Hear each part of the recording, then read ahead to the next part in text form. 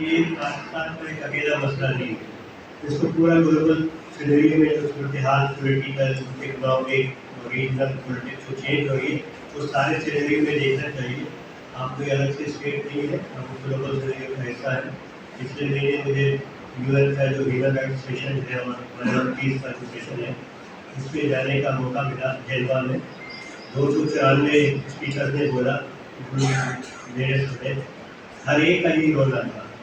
لوگ جو ہے وہ کوئی مڈل ایسٹ سے آئے تھے، کوئی نارتھ ایسٹ ایشیا سے آئے تھے، کوئی ڈفرینٹ ریجن سے آئے تھے. ہر ایک کا یہی رونا تھا کہ جو پچھلے 20-25 سال ہے اس میں خاص طور پر جو گلوبل پولیٹکس چینج ہوئی ہے اس کے نتیجے میں جو انٹرنیشنل کوئی پریشر تھا ہیومن رائٹس کے اوپر اور پاکستانی کے اوپر وہ بہت حد تک ریلیز ہو گیا ہے، ختم ہو گیا ہے، جس کی وجہ سے یہ وائلیشن آف ہیومن رائٹ جو ہے پوری دنیا میں چاہے وہ پولیٹیکل پارٹیسپیشن ہے یا جو انسان کے جو بنیادی فنڈامنٹل رائٹس ہیں اس پر جو پرابلم آیا وہ دنیا کی تقریباً ہر کو کے اندر آیا. انٹالرنس بڑھی ہے، مذہبی انتہا پسندی بڑھی ہے، وہ چیزیں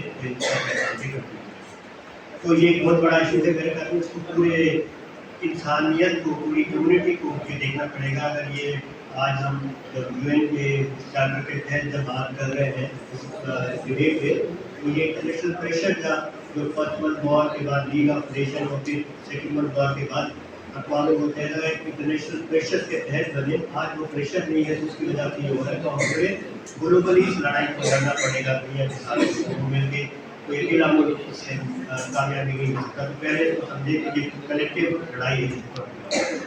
دوسرا یہ کہ یہ جو ہیومن رائٹس کا ایشو ہے